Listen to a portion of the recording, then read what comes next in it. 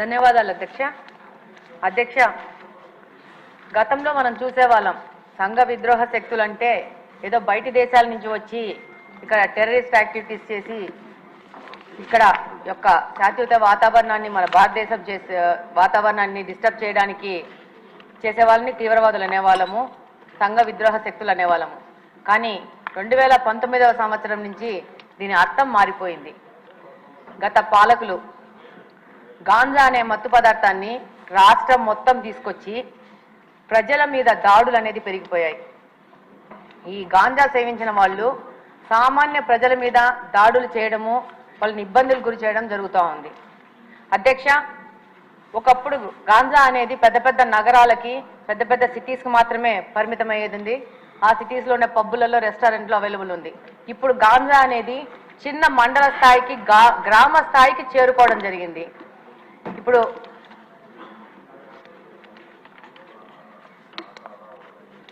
ఈరోజు మామూలుగా తిరుగుతూ ఉంటే ఈ గాంజా ఇంత ఎక్కువైపోయింది ఏమని మాట్లాడుతుంటే స్టూడెంట్స్ అడుగుతూ ఉన్నారు, మాకు గాంజా ఎక్కడ దొరుకుతుందో తెలిసినప్పుడు దీన్ని కట్టడి చేయాల్సిన పోలీసులకు తెలియదు అది ఎక్కడ దొరుకుతుందో అని చెప్పేసి. ఎంతోమంది స్టూడెంట్స్ కలిసినప్పుడు ఎలక్షన్ క్యాంపెయినింగ్లో ప్రశ్నించడం జరిగింది. అలాగనే అధ్యక్ష, ఎన్నికల ముందు కానీ ఇప్పుడు ఎన్నికల తర్వాత కానీ ఈరోజు గ్రీవెన్సెస్ కోసం మన దగ్గరకు వచ్చిన దాంట్లో దాదాపు 30-40% ఈ గాంజా మీద ఎఫెక్ట్ అయిన వాళ్లే వస్తూ ఉన్నారు. ఎలాంటి సమస్యలు అంటే మనకు సభ దృష్టికి తీసుకొస్తే ఇది ఒక తమాషా వ్యవహారం ఉంటుంది. పిల్లాడు గాంజాకి అడిక్ట్ అయ్యాడని చెప్పేసి దాంట్లో నుంచి బయటికి తీసుకురావడానికి ఏవో మాయలు మంత్రాలు అని చెప్పేసి ఎవరో సాముల్ని మీద ఆధారపడి వాళ్ళు వచ్చి వాళ్ళ ఇంట్లో ఉన్న బంగారం అంతా చూసి వీడు గాంజా మీద ఎఫెక్ట్ అవుతున్నాడు ఈ అబ్బాయి అని చెప్తే వాళ్ళు ఆ బంగారంతా దొంగతనం చేసుకుని వెళ్ళిపోతే ఆ కేసు ఇప్పటికీ కడపలో 2 టౌన్ పోలీస్ స్టేషన్లో FIR రిజిస్టర్ అయ్యింది. నిన్న 1 వీక్ బ్యాక్ కూడా సదరు మహిళ వచ్చి నాది ఏదో సమస్య తీర్చండి అని చెప్పింది. అంటే దాదాపు సామాన్య ప్రజలు ఈ గాంజా వల్ల ఎంత ఎఫెక్ట్ అయ్యారంటే అసలు ఈ 5 సంవత్సరాల్లో మిగతా సమస్యలు ఒక ఎత్తు అయితే గాంజా సమస్య అనేది ఇంకొక పెద్ద ఎత్తుకు చేరుకోయింది. అలాగనే అధ్యక్ష, ఈ గాంజా సేవించిన వాళ్ళు సామాన్య ప్రజల మీద షార్ప్ ఆబ్జెక్ట్స్, ఇందాక హోమ్ మినిస్టర్ గారు అన్నట్టు బ్లేడ్ బ్యాచ్ అంటారు, వాళ్ళు అది బ్లేడో షార్ప్ ఆబ్జెక్టో చిన్న నైఫ్లో తెలియదు కానీ ఆ గాంజా మత్తులో వాళ్ళకు అంతకు ముందు వాళ్ళతో ఏదైనా గొడవలు జరిగినా కానీ ఏమి జరిగినా కానీ ఏ విధమైన ప్రొవొకేషన్ లేకున్నా కూడా వాళ్ళని అటాక్ చేయడము, వాళ్ళ మీద దాడులు చేయడము, దాదాపు వాళ్ళకి ప్రాణం మీద ప్రమాదం వచ్చే లాగా దాడులు చేస్తూ ఉన్నారు. రంజాన్ మాసంలో కడప నియోజకవర్గంలో ఒక మసీదు నుంచి రాత్రి 11 గంటలకి నమాజు చేసుకొని బయటికి వస్తుంటే వచ్చిన పిల్లోడిని అసలు without any notice sharp object తీసుకొని కొయ్యడం జరిగింది. అబ్బాయికి దాదాపు రిప్స్లో దాదాపు 3-4 ఇంచెస్ లోపలికి వెళ్ళి హైదరాబాద్ అపోలోకి తీసుకొచ్చి దాదాపు 20 రోజులు పెట్టి దాదాపు 5-6 లక్షలు ఖర్చు అయిందని కూడా చెప్పారు. చెప్తున్నాను. అయితే దాని మీద పోలీసు వాళ్ళకి దగ్గరికి వెళ్తే చాలా నామినల్ దొమ్మి కేసు, చిన్న 2 మనుషులు కొట్టుకుంటే జరిగిన గొడవలాగా కేసు రిజిస్టర్ చేశారు. అది గత ప్రభుత్వం వైసీపీ ప్రభుత్వ హయాంలో జరిగింది.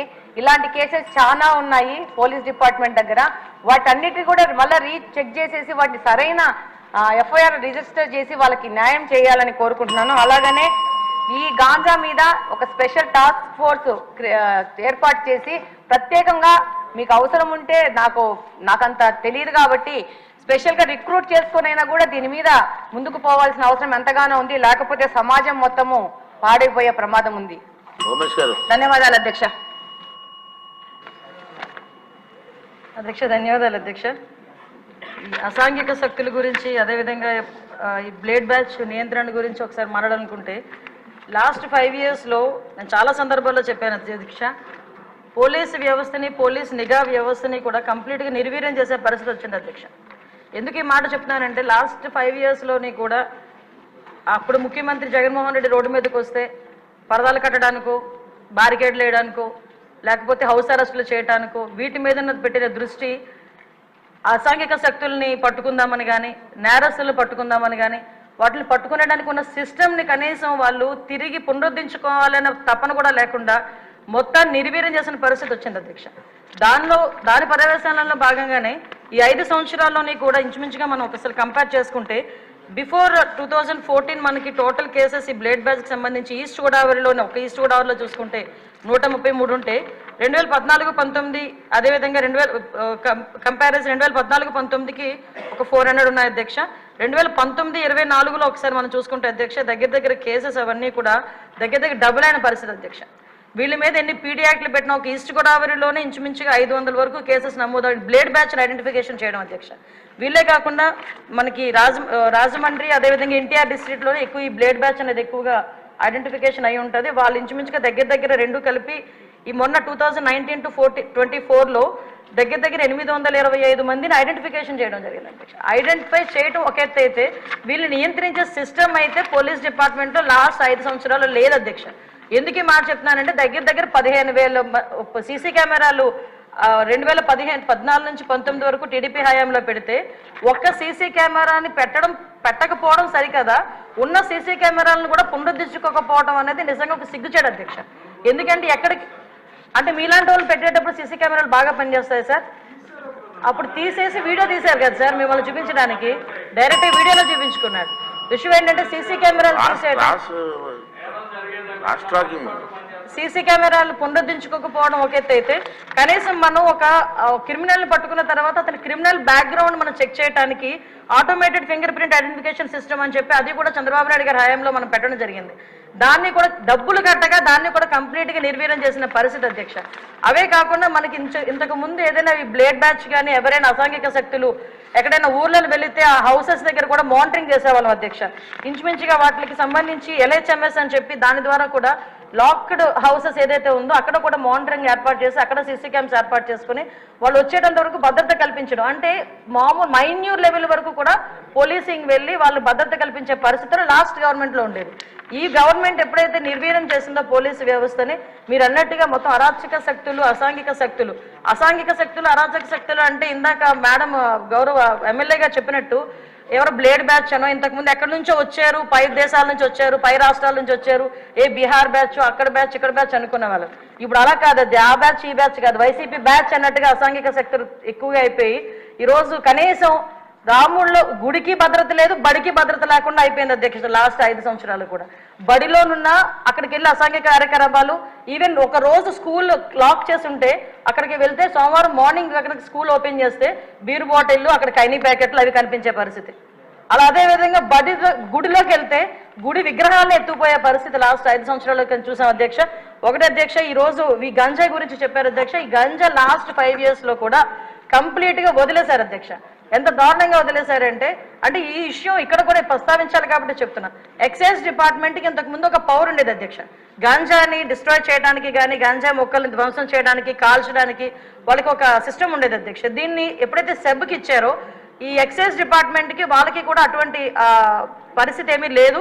ఈ సెబ్ కూడా ఓవరాల్గా ఒక గంజా మీదే కాకుండా ఓవరాల్ మనకి మైన్స్ మీద, శాండ్ మీద, లిక్కర్ మీద వీళ్ళు ప్రత్యేకమైన దృష్టి పెట్టడం, గంజాయిని పక్కన పెట్టడం జరిగింది అధ్యక్ష. దాని పర్యవేక్షణలో భాగంగా గంజాయి అన్నది ఎవరో ఎక్కడో ఈ యూనివర్సిటీ పిల్లలు పెద్ద పిల్లలు తాలూకా పిల్లలు చేస్తారనుకున్నది కాస్త స్కూల్ లెవెల్లో ఈరోజు స్కూల్ బ్యాగ్లో కూడా వెళ్ళిపోయింది అధ్యక్ష గంజాయి ప్యాకెట్.